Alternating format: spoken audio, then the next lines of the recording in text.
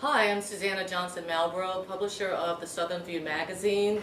Today I have the distinct pleasure of introducing and interviewing my friend Shawn, Dr. Shawn Wilson, who was recently appointed as the Secretary of DOTD, and that's the Department of Transportation and Development.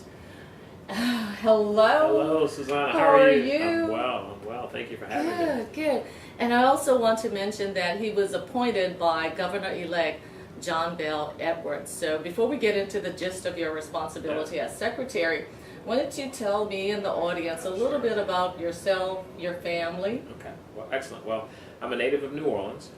Was born and raised there. Went to public school my entire life. My mother and my family still live in the same neighborhood. Really? I only have one home in the city of New Orleans. I still call it home. I moved to Lafayette in 1987 to go to the University of Louisiana at Lafayette. It was then USL. Right. And I was going as a nursing major. Nursing? I was going to be a nurse. Okay, that is one thing I did not know about you. Yeah, small secret. I started a nursing program in the public school system where we graduated with an LPN. And I was pursuing a bachelor's of nursing. And just life experiences and changes. I changed my major, went into urban and regional planning, and I did public service, if you will, as a student government president, and had a blast doing it. Learned to work with people, learned about communities, took the role as an urban planner for the Lafayette Area-wide Planning Commission. Okay, I think I remember that. Yeah, and worked on that, did a television show here on Did AOC. you? Yes, I did. What was the name It was of called that show? City Plans. Okay. City Plans, and they still use the layout or the backdrop that we had. Do they? We painted, yeah. Okay. And so after that, in that time period, I guess I earned a Master's of Public Administration, and in December of last year, I completed a PhD in Public Policy. Congratulations. Thank you. That was exciting. Southern University, Nelson Mandela School of Public Policy, and did a dissertation on transportation decision making. So it really played well with the opportunity and the career path that I'd been on. And professionally speaking, I did right about 6.5 years at the Louisiana Surf Commission when Governor Blanco was Lieutenant Governor. And moved into her administration after the campaign. I remember that. Did Deputy Legislative Affairs for her and for the first session, and moved into transportation as I did transportation policy for her term as governor. And stayed on as Chief of Staff for Secretary Johnny Bradbury, and then Secretary Bill Antner, and then Secretary Sherry LaBarre, and now there's Secretary Shawn Wilson. That's right. Yeah. That's right. Okay, so now I've been knowing Shawn for so long that believe it or not, I did not know you were originally from New Orleans because you've been in the Lafayette area for so long. Yes. And is that where you met Rocky? That is where I met my wife. I moved here in '87 and have been here ever since. I've now lived in Lafayette longer than I lived in New Orleans. And my wife and I met. We married. She's from Marksville. I chose not to move to Marksville, and she chose not to move to New Orleans. And so you guys we're planted here. to see We are here. We moved to North Lafayette, right off campus. We stayed in Merritt housing for a while. We then bought a house in North Lafayette, and we're still there. You're still it's there. home. All right. This is home. And you guys have got 2 kids. 2 kids. My daughter's grown. My daughter still lives with us. I don't see her very often, but that's what happens when you're in college. Yeah. Sean Denise, she is 22 now. And Joshua Bakari, he is an 8th grader, soon to be a 9th grader at Lafayette High. He's at Paul Bro, Boy Scout. I'm the Scout Master. Familiar, right? I'm you're the involved. Scout Master. That's right. Correct. Okay. So we sell po' boys. We camp when I have time. It's been quite challenging being secretary and Scout Master, but I'm committed to that. That's important to build communities and build men. So. Right. And then what else? I know there's other areas of the community that you're involved with because you're out and you've always been out and about in one thing or another. Absolutely. So active at Progressive Baptist Church, where I've been on the trustees. Started a media ministry. My most exciting ministry is the Linkies Married Ministry.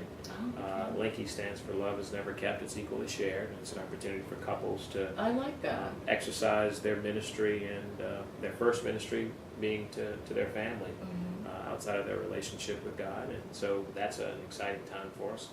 I'm an active member of Alpha Phi Alpha fraternity. No doubt. Started the foundation and chaired that for several years. And purchased a property here that we use for community service and meeting.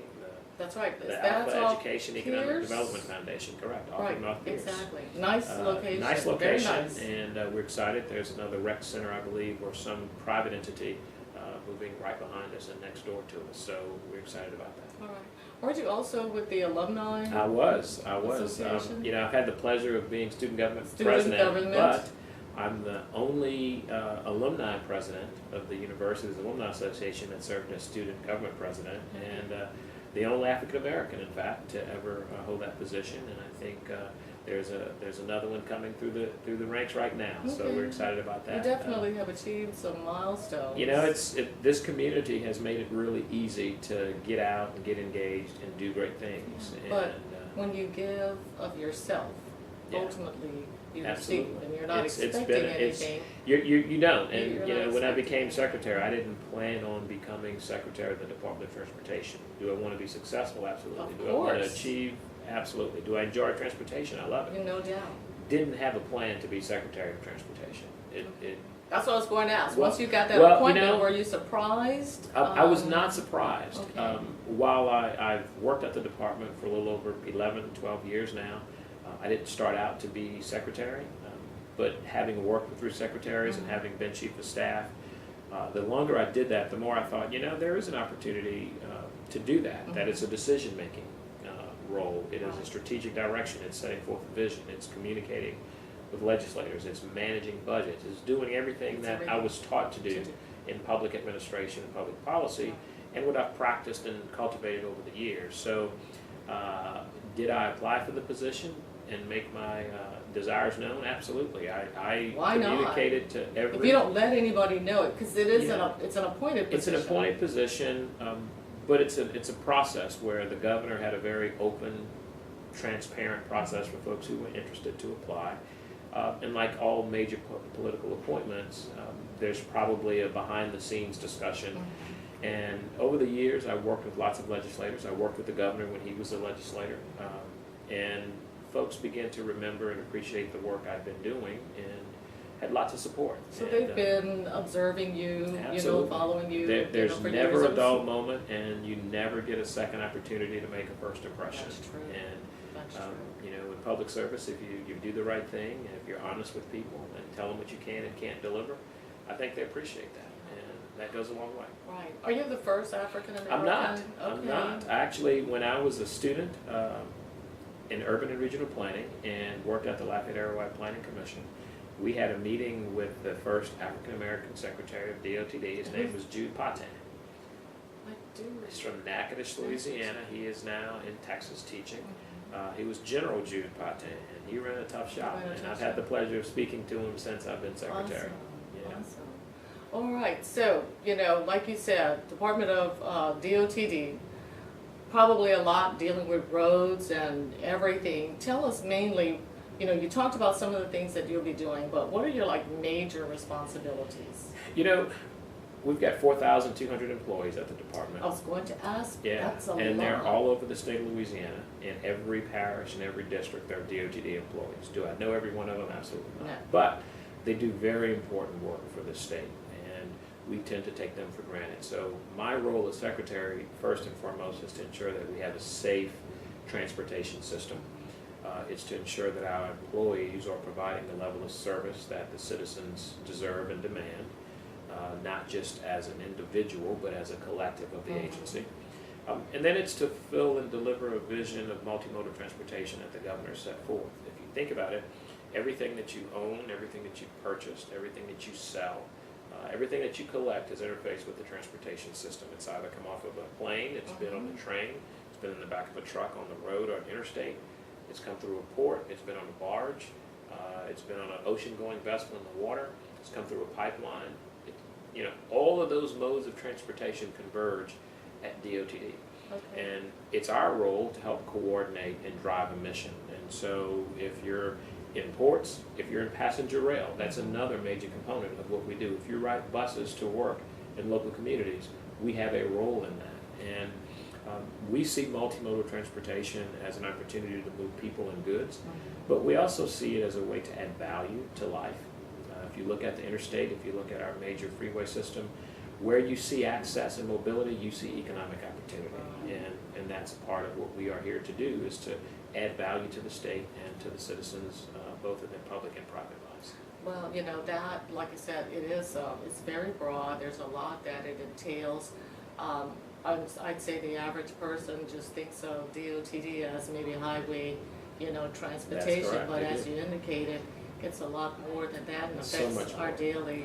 You know, our daily something lives. as significant as a hurricane, high waters, floods, bad weather environments. We have our folks freezes. We have folks out on the road de-icing and salting roads. We have folks making sure barricades are up so drivers don't drive off of a road into a waterway. We provide safety, and without us, you could be in a very tough situation at times, and our goal is to deliver that service. Right. How does the department maybe prioritize some of the projects? Because I did go to the website. It is massive.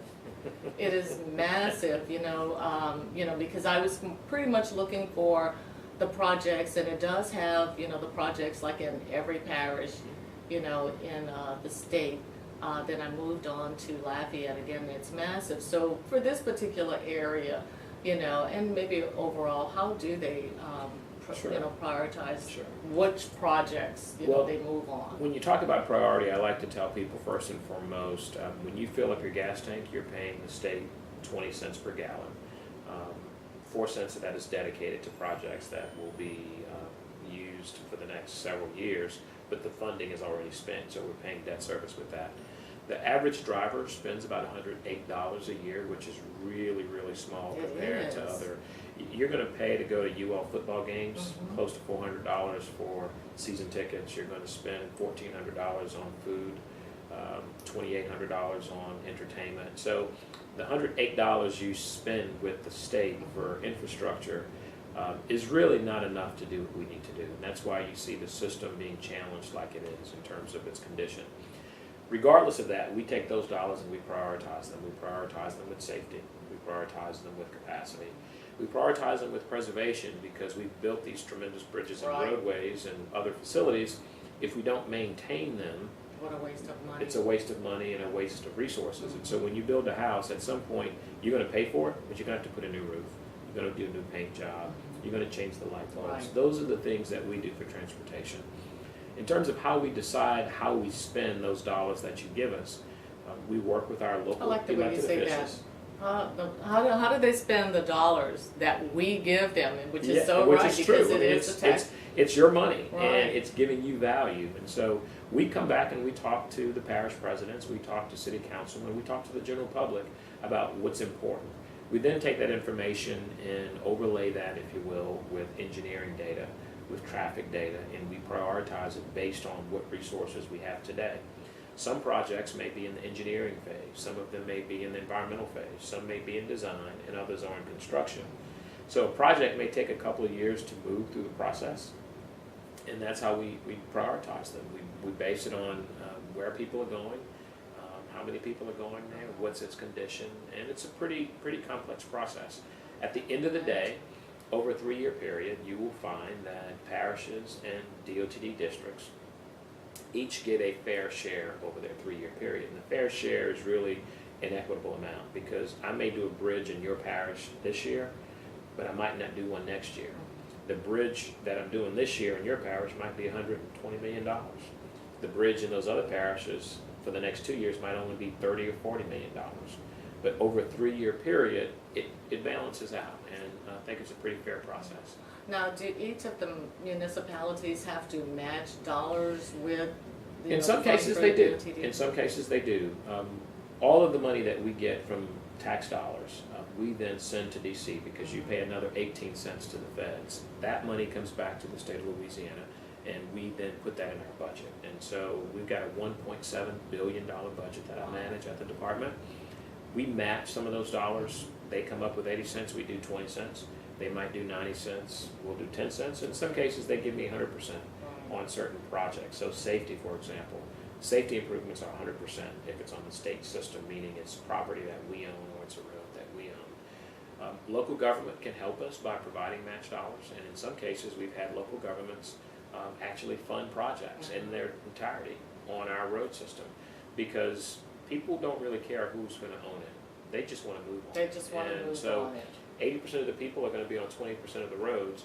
I might own 15 of that 20%, Right. and you might own 5 of that 20% as the parish or municipality, and they just need those roads done and maintained.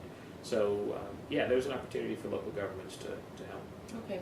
Do the legislatures have to approve the projects? They do. Every do? year, we provide what's called the Highway Priority Program, because the design and the engineering of our process, it's all statutory. So they tell us to look at safety, they tell us to look at economic impact, they tell us to balance it, they tell us to look at bridges versus highways versus service roads, for example, or interstates. And so every year we go to them after having traveled the state. We do a meeting in every district once a year where we ask the public to come and give us priorities. We take that information, put it in a program that says, based on the $450 million here and the other $300 million there, or $500 million, and say, how are you going to spend it over the next year? And we put a window of when we think we'll do a road. They adopt that plan, and that is what we do for the next year.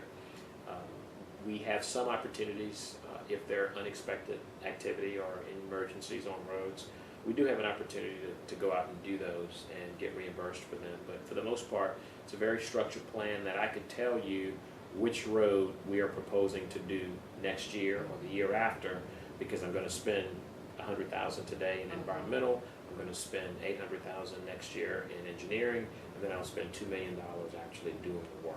So over the 3-year period, we kind of look out in the future. We do have a statewide transportation plan that has identified major projects as well as other areas that we want to invest in over the next 10 years. And every 10 years we update that plan. It's a very structured process. That's exactly what I was going to ask. I'm sure we would have a plan. I mean, you can't operate, like you said, it's over $1 billion budget. It's $1 billion budget, So, and we have a backlog of about $12.7 billion. 12.7 billion with a B. And I will tell you, the $1.7 billion we spend, about 25% of that is going to debt service, which means we're going to be paying this because we borrow against it just like a mortgage. We only have an admin cost of about 4%. The other half of it is split roughly in half, in that we spend $600 to $800 million a year in active construction, which means I'm going to pay a contractor to go out and do work on a bridge, or I'm going to pay someone to go do a road. And then I'm going to spend another $400 million, roughly paying those 4,200 people. They're the ones who are going to cut grass, put up signs, change signals, make sure the lights are on, take care of the roads, fill potholes. And so when you have a $12 billion backlog, I'm only spending about $600 million, and that's to address needs today. Next year, there'll be other needs, and so it's not as though that $600 million will actually reduce the backlog by $600 million, because the roads and the bridges that are going to deteriorate over the next year will add to that. So it's a pretty liquid process. It's fluid. It's constantly changing. And I think the average people in the community probably don't know which roads, are basically managed by the state or managed by the municipality. You travel down the roads and, you see like the potholes, and, they start making, I guess, the initial contact, they'll contact locally. Absolutely. Because I've been riding just recently this one street in North Lafayette, and I had not noticed how bad that particular road. It's because it's within the city limits. Then I need to contact Public Works here and say, okay, this is like really bad. It's actually dangerous, It could be. It is, like I said, I've been traveling it almost daily. And, I'm like, okay, how can I avoid this particular road? And, I'll tell you, if it's an interstate, it belongs to the state of Louisiana. It's part of our federal-state agreement. If it's Johnston Street, it belongs to the state. If it's Congress, it belongs to the city. Both of them are, 4 lanes with a turn lane. I mean, major infrastructure. But there's really no clear way to determine unless you know and look at a map. I'll tell you, if it's a LA 3 whatever or 4, if it's a highway so-and-so, if it's the interstate, it's ours. But you could have a road like Johnston Street, that's LA 167, I believe, but it's also called Johnston Street. So Yeah. just because it has a name does not Doesn't mean mean. it's not for the state. Okay. But if it has a number, Mhm. for sure, chances are it's the state. Now, if it's First or Third Street, that may not be That's ours, right. but it's got to be LA. You usually see a Louisiana with a number in it, then it's our road. All right. Well, we'll add a little humor to the interview. I would just like to suggest that, the state puts up a little sign, like on Johnson somewhere, and say, okay, this road is managed by the state. Well, cute in little Texas, sign. they actually put street signs that tell you when you're entering different legislative districts. That's Oh. either good or bad, because Right, could they be will good or bad. they will equate that pothole with that With that legislator, and if it But, stays, if it stays that way, that's unrepaired, when it correct. comes time for election, it'll be like, that pothole's been there It's forever. been there You're forever, not- and that's you're so not and so's doing- district. Yeah, you're not doing what you're supposed to be doing. Well, if you see DOTD out there, it's our road, and I will tell you, we don't have enough money to go out and do everything that we need to do, unfortunately. But we're committed to doing it. We are committed to doing the best we can with what we have. Okay, so we know, in this particular area, the one thing that is on everybody's mind, the thing what that could we're that be? what could that possibly be? I think it's like it has a 4 and a 9 in it. Highway 490? No zero at the end. I like that. Highway 49?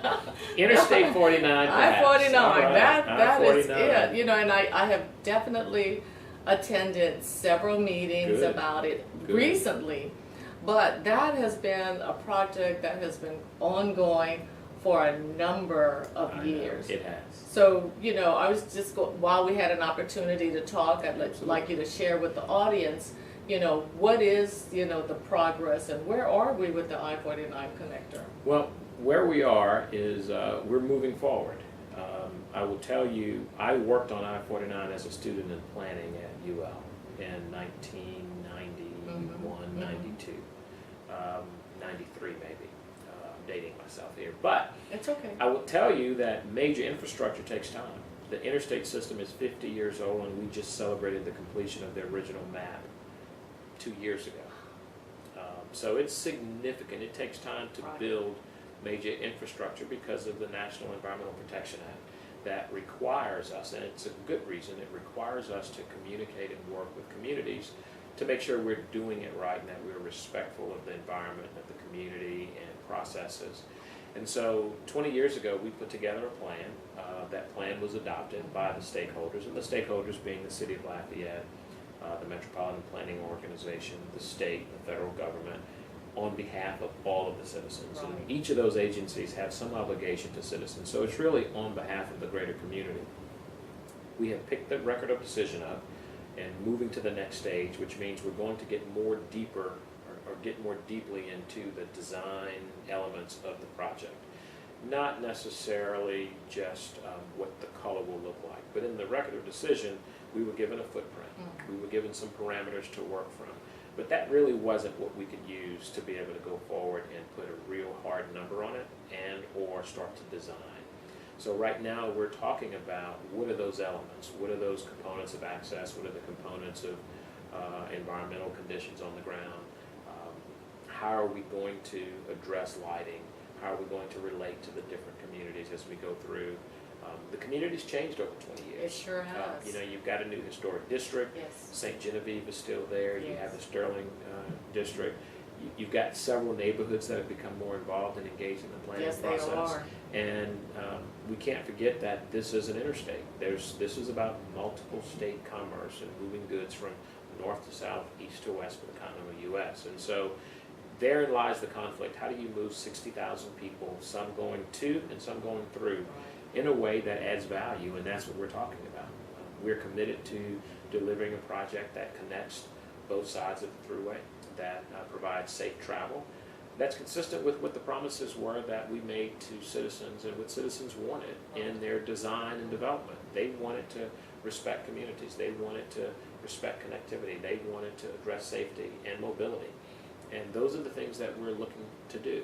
In the current process, the community said, we've changed over 20 years. How do we honor what we committed to and also bring it to the present in terms of its design standards and what have you?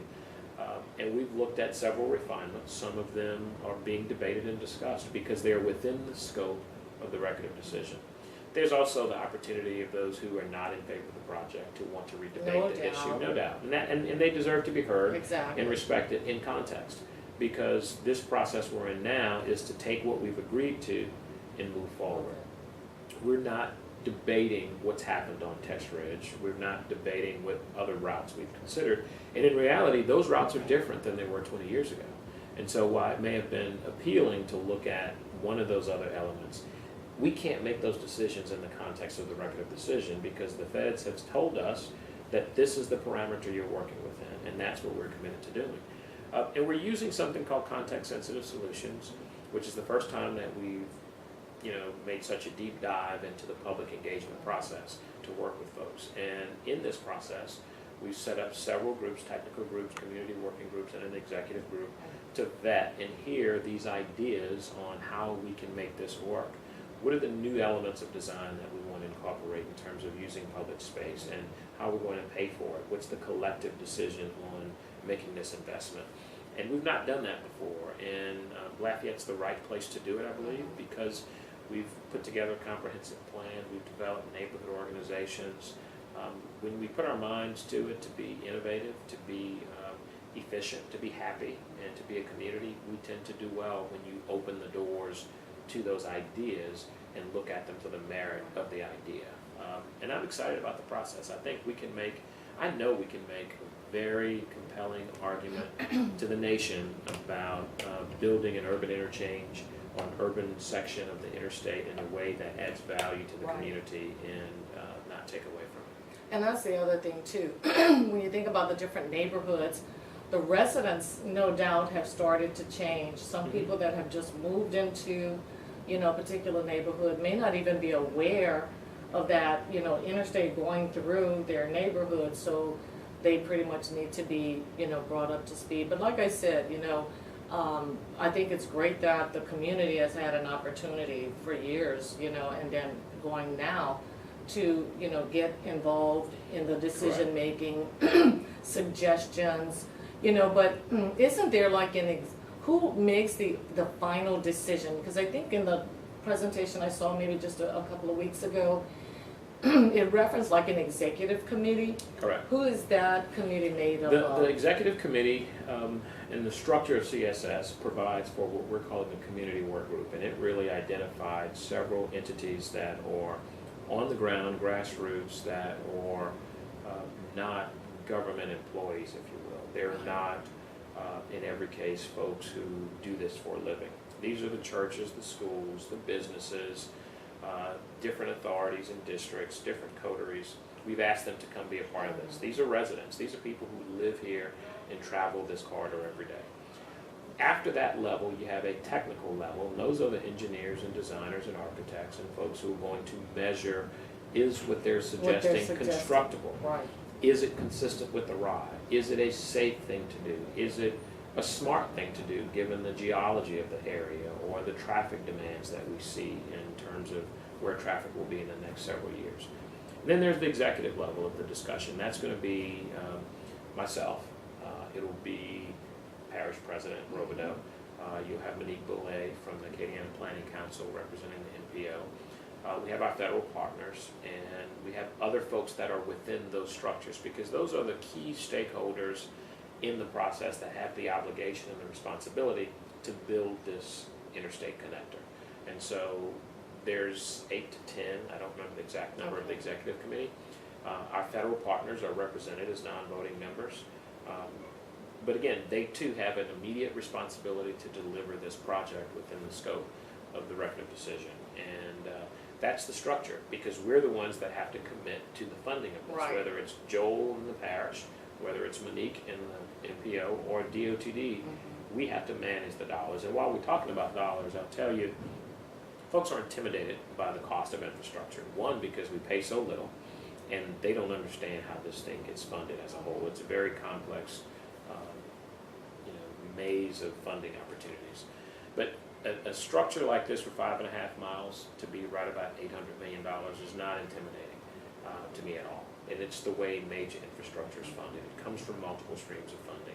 And a great deal of it isn't going to be paid for up front, because we couldn't do it up front if we wanted to. Even if we obligated ourselves to an $800 million piece, it'll take 6 to 8 years to build it, maybe more, depending on what the design is. And to pay for that, we're going to do what we do for every major building and major public infrastructure. Look at bonded revenue, look at future revenue, look at additional competitive funding that we might get. And a good example of this is 10 years ago, when Governor Blanco was governor, we passed a law to allow for the bonding of unclaimed property. Well, we've been managing $7.5 million a year, and we've spent somewhere in the neighborhood with earmarks close to $80 million purchasing right-of-way in this corridor. And that's just $7.5 million. Up north on I-49 North, we spent nearly $1 billion to build 31 miles of interstate through virgin land that will provide a major connection for Louisiana to all of North America in terms of I-49. And it's taken us 10 years, and that last section is under construction and financed for several years to come. So I'm not intimidated, and I would encourage the public to not let a price tag be the determining factor of support for or against this project, because it's an investment. It's an investment, It's and a whatever long-term. we build, wherever we design, it has to come with cost, and the local community will share in some of that responsibility. Take lights, for example, on the interstate. We build them, but the local government has to pay for them and maintain them. Sidewalks, the same thing. Interstates and connectors like this, there'll be elements of this that we build, but we won't have to maintain. There'll be some of it that we will build and we will maintain. And that's just the nature of big infrastructure, and that's what the executive committee is going to weigh in terms of how we do it. And we've got a really good working relationship at that level. So with the dollars that you're talking about, is there, I guess, talk about maybe tax, an additional tax for the citizens?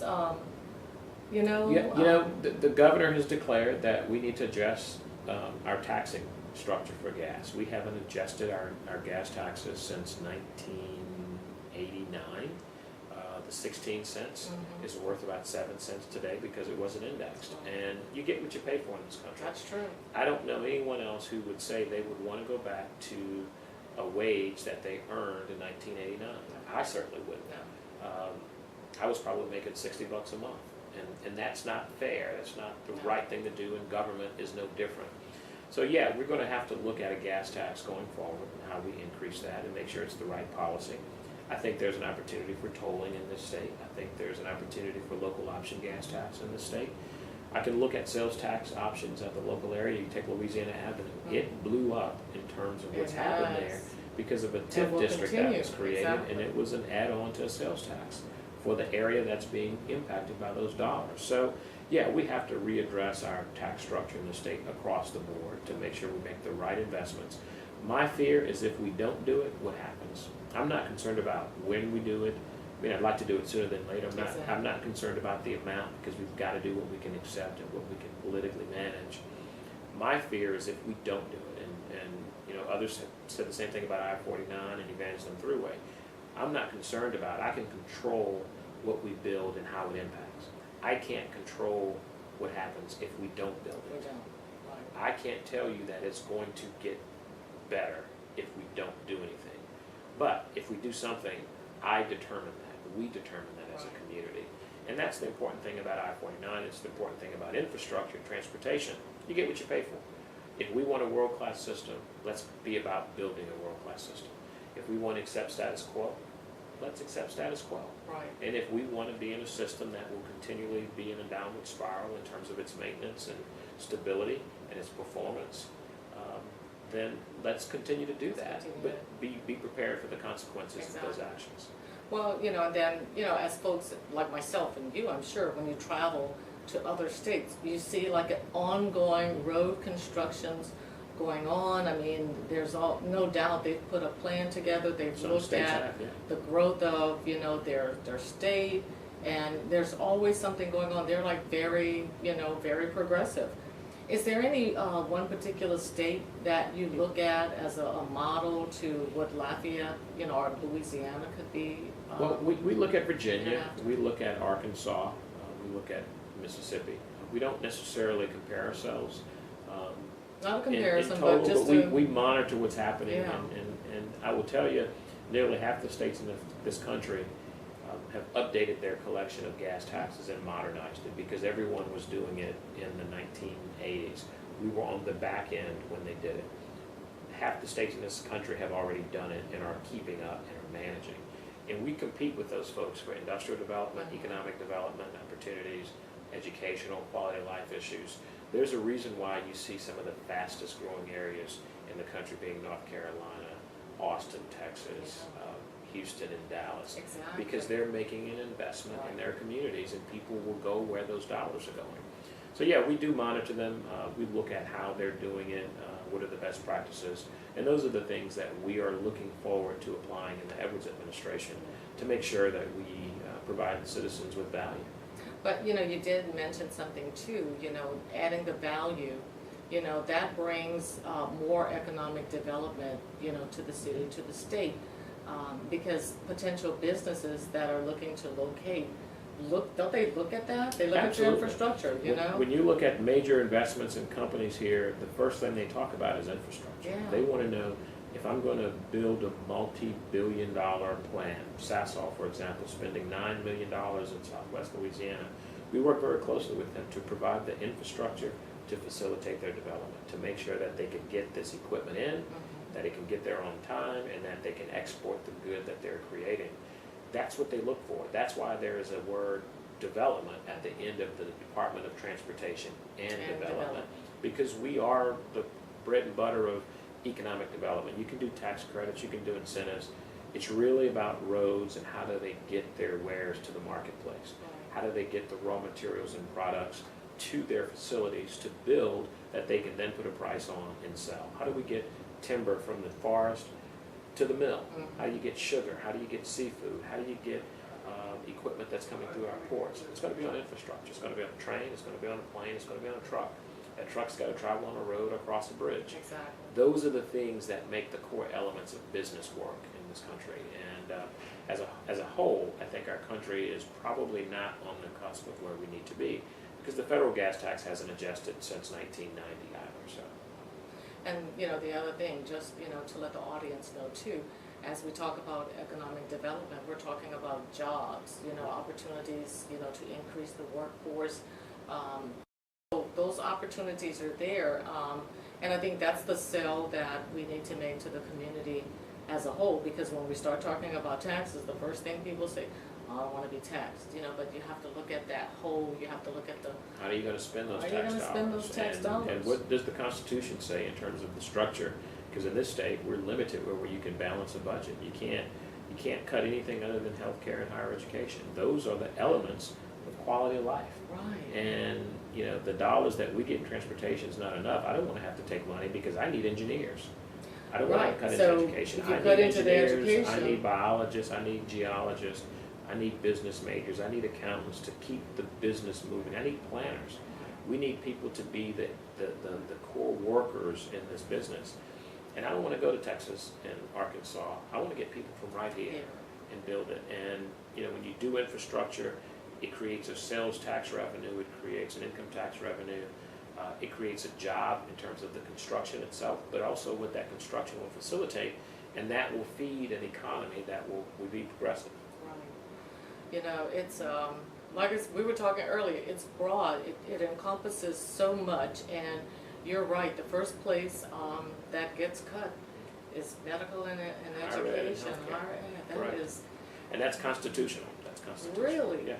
You know, and I think the public looks at that, and we're always saying, well, why do they have to cut education?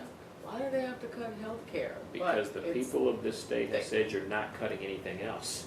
Can that be changed? With constitutional amendment, yes. Okay, so that goes... To unprotect everything. Wow.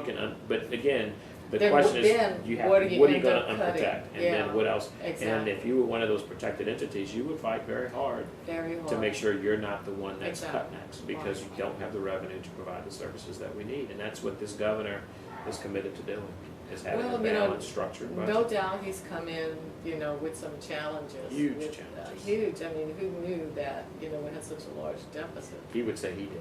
He would have to, wasn't he in the legislature? He was in the legislature, and he railed against quite a bit of the policies of the previous administration. Yeah. And he knew the outcome and saw it. And, you know, I think his arguments were right in terms of what did it hold for the future of Louisiana. There wasn't a lot of talk about, you know, the budget or anything during that, election. So after he gets elected and then you come back, with the structure and, you basically share it with the state, everybody's like in shock. And the first thing I said is, okay, the public is probably surprised. Legislators shouldn't be surprised. They shouldn't be. They've been in office And for the past 8 years. And again, the legislative process is a very quirky process. Just because it's right doesn't mean that it's going to happen. The Exactly. majority is going to win. And if the majority is wrong, you have bad policy. And that's unfortunate. But that's the legislative process in every country, in every state of this country, rather. And, we're committed to making the tough decisions and presenting the facts as they are and letting people make an informed decision. Wow. All right. I mean, I think we've given the audience a lot of good information. So if you didn't know what DOTD was all about, and Dr. Wilson has just shared that with you, I'm definitely more aware of quite a bit of things that we talked about, and really had the pleasure to do that. Do you have any closing comments? Well, I would just thank you for inviting me, and I would thank the citizens for participating and paying attention to this show, but more importantly for being involved in the planning and development process for I-49 and everything that we do. We work for the citizens, we work for the public, and we like to hear from you. I would invite you to our website at www.dotd.la.gov or go to 511.la.org to learn more about traffic and information. And I may have gotten that wrong, but that's all right. I will make sure we'll double check it for you. But if you go to our website, you can see 511, and it provides real-time traffic information, because at the end of the day, we need to take better advantage of technology in terms of communicating to the public about when you want to move, where you want to move, and how long it's going to take you to manage expectations. And so I would urge you to take advantage of that opportunity and give us a call. Remember, be safe on the road. Is your office here in Lafayette or in Baton Rouge? My office is wherever I am. Mobile. No. In reality, my physical office is in Baton Rouge, but we actually have district offices all over the state of Louisiana.